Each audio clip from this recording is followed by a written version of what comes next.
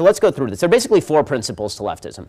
Essentially four principles to leftism. The first and most important principle of leftism is that equal outcome is the only value. Not equal opportunity, equal outcome. The only thing that matters is that everybody ends up in the same place. The idea here is that the world is an unfair place. And there are some of us who learned that in kindergarten, that life is unfair, and then there are people on the left who just don't seem to care about the fact that life is unfair. Because life is unfair, they say that it's our job to correct the unfairnesses of life. And not just when there's societal unfairness, when somebody's actually being discriminated against, which we all agree we need to do something about, but when we are talking about actual imbalances. I mean, when the Declaration of Independence says that all men are created equal, it doesn't actually mean that all men are created equal in their abilities. It means all men are created equal in their rights. You know, obviously, there's some of us who are smarter, and there's some of us who are dumber.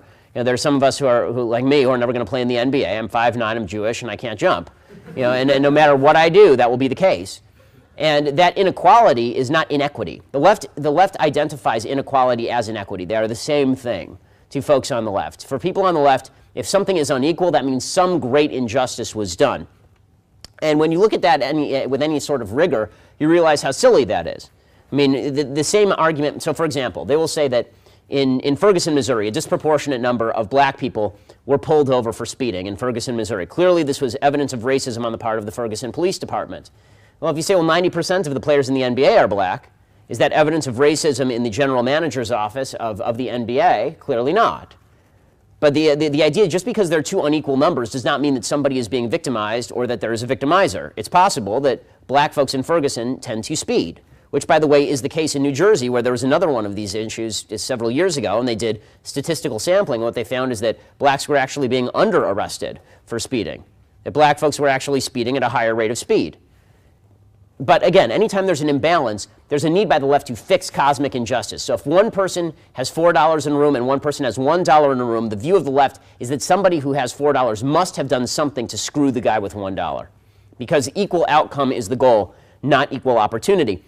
And this is actually really counterproductive for folks, because this is why you hear so much now about income inequality. Income inequality is the stupidest term you could possibly come up with. Income inequality is a complete waste of time as a political issue, and you shouldn't fall into the trap of even discussing it, because the truth is that any good person is not really worried about income inequality. Any decent person is worried about poverty. If you're worried about the rich guy and not the poor guy, then why? What did the rich guy do? Just because he's rich, does that mean that he chained somebody to a desk somewhere or put them to work in a slave mine? It just means that he engaged in more voluntary transactions of worth than the poor guy. So I'm worried about the guy who's impoverished. I'm not worried about the inequality. But folks on the left, because equal outcome is their goal, not prosperity, equal outcome, they would rather have everybody equal in squalor than unequal in wealth. And the proof is in the pudding. In just a month ago, there was an article in the New York Times with this headline, quote, "As Cuba shifts towards capitalism, inequality grows more visible."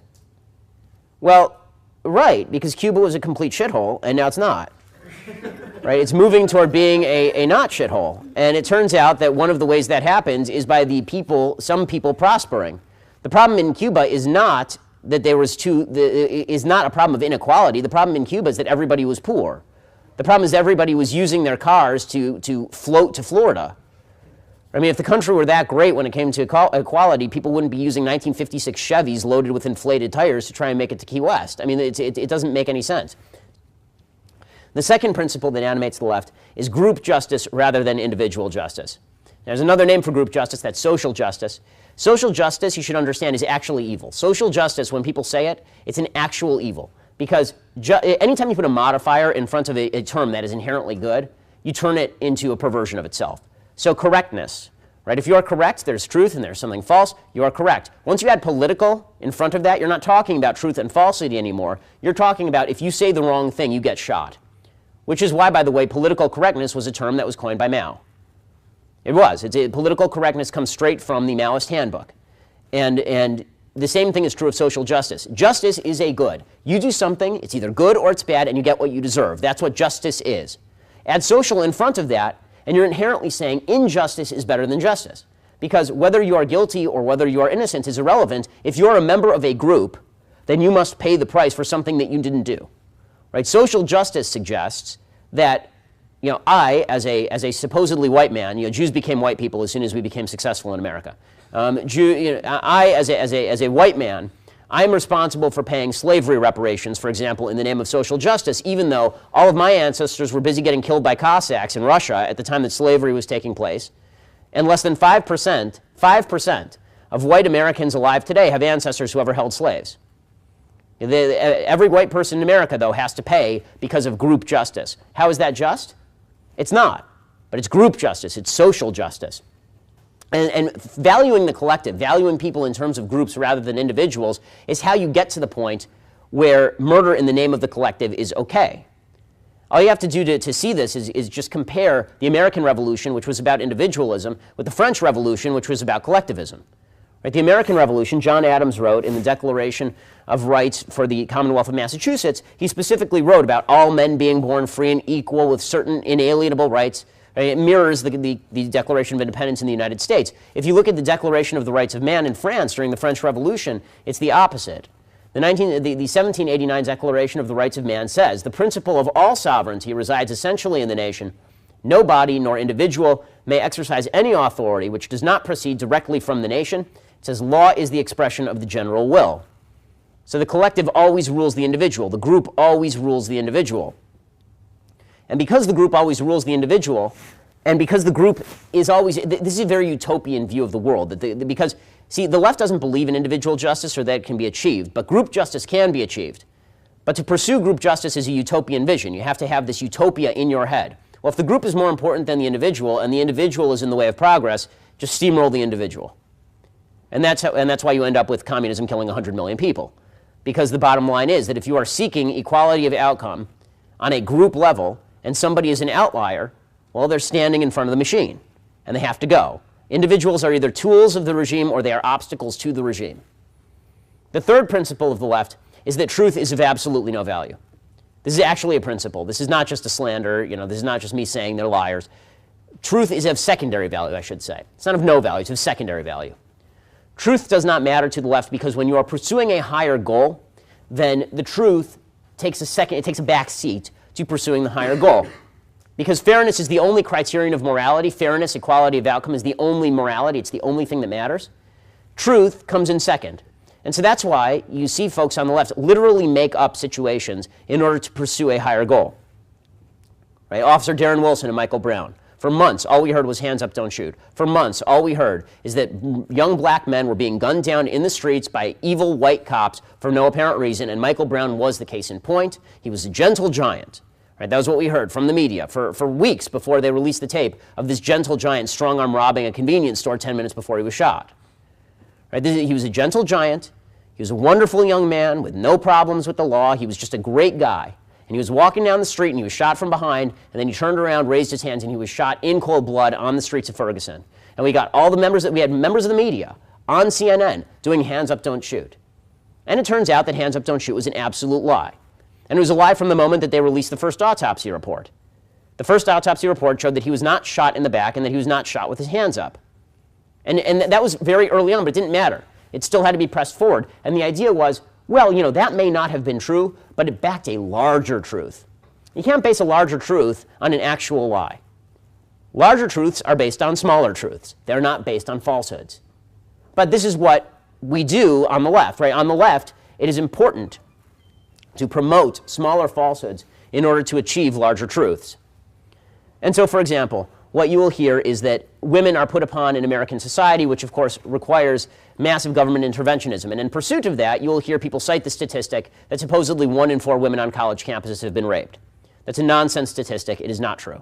It is an absolute falsehood, unverified by any scientific sampling ever done.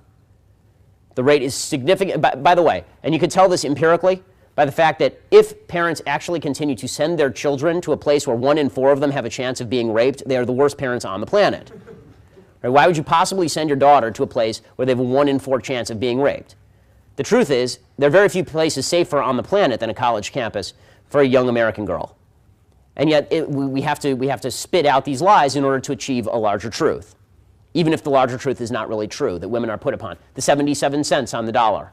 Right? Women make 77 cents on the dollar. No, that's not true. Women do not make 77 cents on the dollar for the same work. If you remove all of the confounds, the statistical confounds, meaning that if you get rid of the fact that they do different jobs and the fact that they have different amounts of time in the workforce, and the fact that they have kids, and the fact that they graduate college at a different age, if you remove all of those, what you actually see, and this is according to Time magazine, not according to me, is that women in the top 50 major cities in the United States earn 4% more than men for the same work. But you'll never hear that statistic because it doesn't pursue that larger truth. So truth is always secondary. The fourth principle of leftism is that force is a good in the service of these principles. The use of force is fine. The use of force is actually praiseworthy. That if you want equality of outcome, it's okay if you have to use a gun and bring a gun to the party. You want to know who's the fascist in any given situation, ask who's bringing the gun to the party. Ask who's bringing the gun to the voluntary exchange and forcing somebody to do X or Y. And the left is fine with using guns for this purpose. Because after all, who's going to coerce fairness? It's not going to be society. Capitalism doesn't coerce fairness. It doesn't coerce fairness of outcome. It coerces fairness of opportunity. But it's the left that suggests that if there's a rich guy and a poor guy, if there are three of us in a room, and I have more money in my wallet than the other two of you, then which is likely at this point in time, you're college students, then the two of you can not only vote my money to yourselves, you can then take out a gun and force me to give the money to you in the name of equality of outcome. It doesn't matter that I've spent significantly longer in the workforce than you have, and I have a grad degree, and I've been working my ass off for years. That doesn't matter. None of that matters. All that matters is that there's an inequality that's happening here. Even though I don't know any of you, right? Even though I've never stolen anything from you, I've never engaged in a voluntary transaction with any of you. Right? I must have done something to victimize you, and therefore force can be used against me. So those are the four basic principles of leftism in a nutshell. The first is that equality of outcome is the only value. The second is that the collective trumps the individual. The third is that truth is a secondary value, not a primary value. And the fourth is that force is okay to use in pursuit of primary values.